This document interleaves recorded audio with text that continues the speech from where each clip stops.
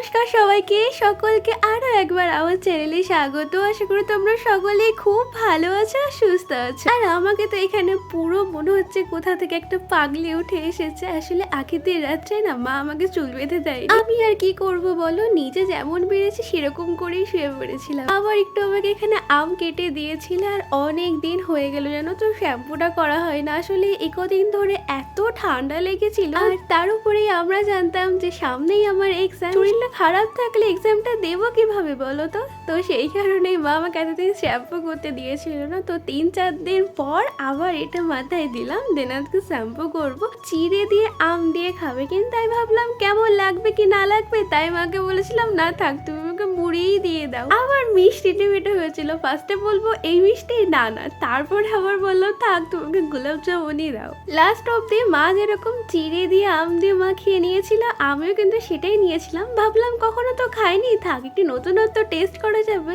But honestly বলছি খেতে কিন্তু আমার ভালোই লেগেছিল। এসে বলছিল দেখ আমার কথা শুনছিলি না, তো এখন বলছিস বাহ সুন্দর হয়েছে। হ্যাঁ খেতে তো আমার বেশ ভালোই লেগেছে, কিন্তু আমার পেটে যতটুকুনি আটে তার থেকেও বেশি দিয়ে দিয়েছিল, যেই কারণে আমি যতটুকুনি খেতে পারবো ততটুকুনি খেয়ে আমার মাকে বাকিটা ফেরত দিয়ে দিয়েছিলাম। আর লাঞ্চে কি কি আছে সেটা দেখার জন্য তো দেখলাম যে কচুর শাক বাটা আছে, তো ওটা খেয়ে একটু দেখলাম গলা গুটগুট করছিল, মার সাথে একটু ঝগড়া করাচ্ছে। ওই যে বলে না চেঁচে পড়ে ঝগড়া, কাজ না থাকলে কি আর করবো বলো, এই করি মায়ের সাথে সারাদিন। অনেক হয়েছে, বেলা যে এবার গড়িয়ে যায়, তাড়াতাড়ি করে স্নান করে নিলাম, কারণ মেন ব্যাপার হচ্ছে আমার খিদে পেয়ে গেছে প্রচুর পরিমাণে। সেই কারণে স্নান করে এসে মাকে বলি খেতে দিতে, তো মায়ের সাথে খেতে বসেছিলাম। কিন্তু ওই যে আমার মা সবসময় বলে আমার 12 মাসে না, আমার তো 18 মাসে বছর। হ্যাঁ গো, মায়ের সাথে খেতে বসেছে আর উঠেছি বাবার সাথে।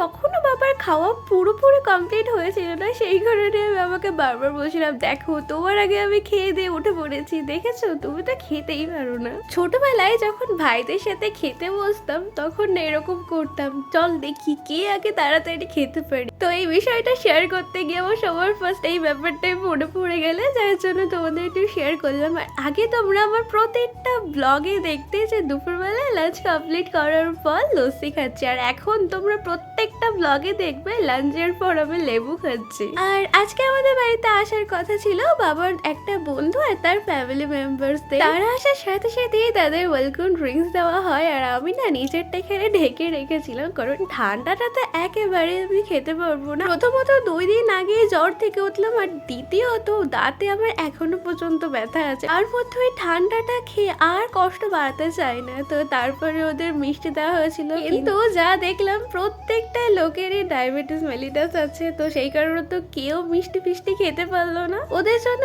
যা মিষ্টি এখানে বাড়া হয়েছিল যেমন কাঠটা সেরকম নিয়ে এসে রেখে দিতে হয়েছিল। আরে মায়ের পারমিশন নিয়ে আমি আবার একটু কোল্ড ড্রিঙ্কসটা খাই। হ্যাঁ তার আগে আমি একটু জল খেয়ে, সবাই বলে নাকি জল খেয়ে ঠান্ডা কিছু খেলে নাকি ঠান্ডাটা লাগে না। এবার আমি এটা বলতে পারবো না বিষয়টা কতদূর সত্যি। তারপরে আবার সবার জন্য চা করে, আর আমার চাটা তো স্পেশাল, আমার চাটা ঘরে নিয়ে এসেছিল। না না ততক্ষণে তো ওরা চলে গেছিল, তাই আমি ঘরে বসে এই চাটা খেয়ে নিয়েছি। আর এই জিনিসগুলো হচ্ছে যত নষ্টের গোড়া। আমার এই এত দাঁতে ব্যথা এত কষ্টের পেছনে যদি আর কোনো কিছু দায়ী থাকে, তবে সবচেয়ে বেশি দায়ী তো এই জিনিসগুলোই। আমার চকলেট খেতে যেরকম ভালো লাগে সেরকম না চকলেটের র্যাপার গুলো জমাতেও খুব ভালো লাগে। মানে আমার যতগুলো চকলেটের র্যাপার তোমরা দেখতে পাচ্ছ সবই কিন্তু ওই মোটামুটি 1 থেকে 1.5 বছরের মধ্যে খাওয়ার র্যাপার গুলোই আছে। কারণ তার আগে যেগুলো জমাতাম সেগুলো তো বাবা সব কিছু নিয়ে গিয়ে ফেলে দিত, কারণ বাবা এটা ভাবতো যে এই র্যাপার গুলো জমানো থাকলেই নোংরা হবে, নোংরা হলেই তো আবার ইঁদুর হবে,